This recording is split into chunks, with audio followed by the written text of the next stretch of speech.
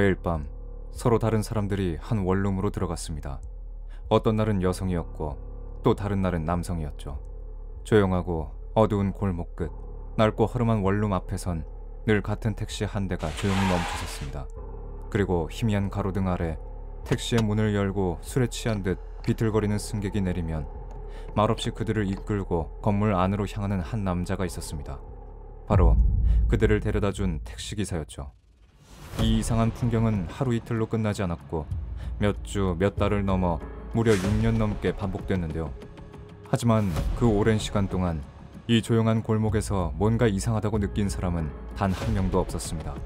그리고 그 원룸 안에선 한국에서는 도저히 상상도 할 수 없는 일이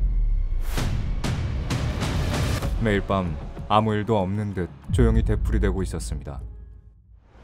육아에 지쳐있던 가정주부 B씨는 채팅 앱으로 한 남자를 만났습니다. 남편의 부재 속에 육아와 살림을 혼자 감당하던 B씨에게 채팅 앱은 숨쉴 틈을 주는 유일한 탈출구였습니다. 20대라는 젊은 나이에 그는 나이에 비해 성숙하고 B씨의 마음을 다 헤아리고 공감해주는 듯 보였습니다. 아이가 둘이라고 하셨죠? 네, 맞아요. 둘을 혼자 감당하신다니 너무 벅차시겠어요. 이 말을 시작으로 B씨의 경계심은 완전히 풀려버리고 말았죠. 이후로 시간이 날 때마다 집에 없는 남편 대신 남성과 아이, 일상 얘기를 하기 시작했는데요. 그러다 보니 어느새 남편에 대한 한탄도 자연스럽게 하는 사이가 되었습니다. 아, 남편분이 그러셔서 힘드셨겠네요. 저라면 안 그럴 텐데. 예상치 못한 발언이었지만 불쾌하진 않았습니다. 그동안 쌓인 정 때문인지 남성의 저 말이 그저 그런 뻔한 의도는 아니라는 생각이 들었죠. 분명 처음엔 그저 자신의 힘듦을 토로하고 서로에 대한 안부만 묻는 관계였는데 언제부턴가 B씨의 마음은 서서히 그리고 조용히 열리기 시작했던 것입니다. 그렇게 연락을 이어나가다 그들은 자연스럽게 직접적으로 만나는 약속을 잡게 되었죠. 남편에게는 오랜만에 만나는 친구와의 약속이라 말하며 B씨는 집을 나섰습니다. 약속 장소로 도착하자 누군가를 기다리는 듯한 단정한 남성의 뒷모습이 보였는데요. 저 지금 약속 장소 도착해 있어요. 전전님은 어디쯤이신가요? 저도 도착해 있습니다. 옷은 흰색 티에 청바지 입고 있어요. 아까 봤던 단정한 남성의 뒷모습과 정확히 일치했죠. 그리고 B씨가 메신저를 보낸 순간 남성은 누군가를 찾는 듯이 주변을 살펴보았는데요. 그에 B씨는 남성에게 다가가 말을 건넸습니다. 혹시 전전씨 맞으신가요? 남성은 고개를 끄덕이고 말했습니다. B씨 맞으시죠? B씨는 생각보다 준수하게 생긴 남성의 외모에 호감도가 올랐습니다. 그리고 남성은 B씨의 외로움에 대해 공략하기 시작했는데요. 남편분이 집에 자주 안 들어오신다고 너무 힘드셨을 것 같아요. 실제로도 그는 성숙하고 편안한 분위기를 주는 남성이었고 B씨는 점점 끌리게 되었죠. 솔직히 채팅 앱에서 이렇게 좋은 인연 만날 줄 전혀 몰랐어요. 너무 다정하고 따뜻한 분에 미모까지 겸비하셨는데. B씨는 오랜만에 누군가가 자신을 바라봐주는 느낌을 받았습니다. 여자라는 감정을 느낀 게 얼마나 오랜만인지 기억조차 나지 않았죠. 더 깊게 얘기하려면 조용한 곳 갈까요? 제가 아는 곳 있는데. 낡은 골목, 그들이 도착한 곳은 남성이 살고 있는 원룸이었습니다. 조용한 방 안, 커피잔을 사이에 두고 나눈 말은 점점 줄어들었고 묘한 눈빛이 오갔습니다. B씨는 문득 자신이 너무 오래 여자로서의 정체성을 잃어버렸다는 걸 깨달았죠. 정신을 차리고 보니 B씨는 남성과 육체적인 관계를 맺고 있었습니다. 게다가 남성은 B씨에게 꽤나 무리한 요구를 했는데요. 피임기구가 없는 관계, 그리고 영상 촬영까지. 그녀의 머릿속에선 조금 무리라는 생각이 들었지만 그럼에도 B씨는 자신의 여성성이 오랜만에 깨어나는 느낌을 받았기에 흔쾌히 응했죠. 쉽게 오른 얼굴이 안 그래도 준수한 외모의 남성을 더욱 멋있게 보이도록 만들어준 것도 한몫했을지도 모릅니다. 젊은 나이라 그런지 그의 손길이 부드럽게 닿았습니다. 그리고 남성과 B씨는 만족스러운 관계를 맺었죠. 뒤늦게 이 상황에 대해 후회가 종종 몰려오기도 했지만 아무리 생각해도 그 시간이 낯뜨겁게 생각날 정도로 좋았기에 한 번쯤이야 괜찮다고 생각했습니다. 하지만 B씨는 정말 몰랐을 겁니다. 이 한 번의 일탈이 자신의 인생을 완전히 망가뜨릴 줄은. 며칠 후 B씨는 그녀와 하룻밤을 보낸 그 20대의 남성이 여성 속옷 절도범으로 체포되었다는 소식을 전해 듣게 되었는데요. 그 남성은 여성의 속옷을 입은 채로 발견되었다는 사실을 알게 되었죠. 충격적이게도 남성의 비밀은 여기서 끝나지 않았습니다. 한 여성의 옷이 절도되었다는 신고를 받고 수사에 착수한 경찰은 곧바로 이상한 행색을 하고 있는 용의자를 체포할 수 있었습니다. 건장한 20대 남성이 여성 속옷을 입은 채로 있었는데 방 안은 전혀 정리되지 않은 채 옷가지와 낯선 물건들 또한 흩어져 있었죠. 심지어 그의 원룸 안에 있는 옷장과 침대, 서랍에 이르기까지 총 200벌이 넘는 여성 속옷이 발견되었습니다. 남자 혼자 사는 원룸에서 말이죠. 기묘하고도 엽기적인 행태였습니다.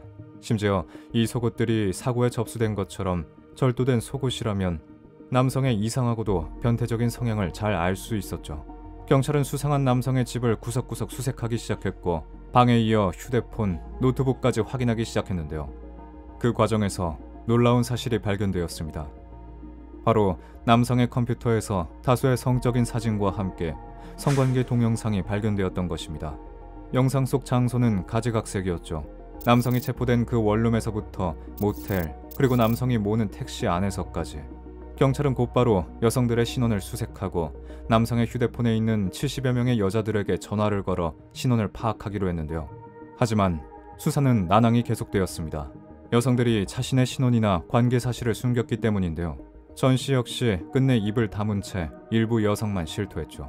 그도 그럴 게 여성들의 정체는 이미 가정을 꾸리고 있던 가정주부이거나 노래방 도우미, 단란주점 종업원 등 사회적 노출을 감행할 수 있는 사람이 아니었기 때문인데요. 남성의 이상한 성집착과 일탈에 집착하던 도중 경찰 수사에서 더 충격적이고 세상을 두려움에 떨게 할 충격적인 소식이 전해졌습니다. 체포된 남성의 원룸을 수색하던 중 한 경찰의 눈에는 조그만 약통 하나가 눈에 들어왔던 것이죠. 그건 단순한 감기약이 아니었습니다. 경찰이 조심스레 약의 정체에 관해 물었지만 남성은 아무런 말을 하지 않았죠. 말을 하지 않는 남자가 답답했는지 또 다른 형사가 남성에게 약의 정체를 말하라고 요구했는데요. 무슨 약인지 알아야 저희가 줄 거 아닙니까? 남성은 눈을 피하며 작게 내뱉었습니다. 에이즈 약입니다. 경찰서 안은 순간 정적으로 휩싸였습니다. 남성의 발언 이후 수사는 새로운 국면을 맞이하기 시작했습니다. 그의 직업은 택시기사였고 술 취한 여성들 또는 단란주점, 노래방 도우미들 수십 명과 관계를 가져왔던 것인데요. 그러나 원룸에서 발견된 어떤 영상에서도 남성이 피임기구를 착용한 것은 볼 수 없었죠. 경찰은 그에게 이 사건에 고의가 있는지 물었고 그는 이렇게 진술했습니다. 일부러 콘돔 안 낀 거 맞아요. 더 놀라운 사실은 이 남성은 남자와도 관계를 맺어온 양성애자라는 점이었습니다.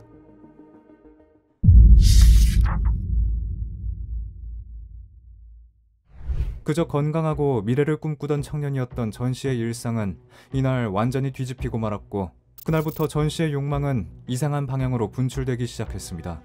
택시기사로 일하기 시작한 전 씨는 30, 40대의 여성 그리고 노래방 도우미나 단란주점 종업원들과 수도 없는 성관계를 가지기 시작했습니다. 그리고 그는 항상 말했죠. 콘돔 없이 해도 돼. 하지만 더 놀라운 사실은 그를 신고한 피해 여성이 단 한 명도 없었다는 점인데요. 준수한 외모, 젊은 나이, 단정한 인상 그 모든 것이 여성들의 경계를 무너뜨리기에 충분했을지도 모릅니다. 만약 경찰이 약의 성분을 캐묻지 않았다면, 한 경찰이 무심코 챙겨온 약통 하나가 없었다면 이 사건은 단순한 속옷 도둑으로 종결됐을 가능성이 높았죠. 그러나 에이즈 약의 정체가 드러나며 전 씨의 범행은 단순한 일탈이 아닌 의도된 감염 시도였다는 것이 밝혀졌는데요. 본 사건은 대중들에게 분노를 넘어 불안감을 안겨주었습니다. 그리고 전 씨의 범행이 시작된 이유도 함께 밝혀졌죠. 왜 나만 고통받아야 해? 라는 전 씨의 비뚤어진 심리가 만들어낸 복수극이었던 겁니다. 이후 재판에 넘겨진 전 씨는 징역 1년 6개월의 실형을 선고받았고 피해자들의 신원을 아직 확인하지 못한 상태에서 사건은 찜찜한 여운을 남기게 되었는데요.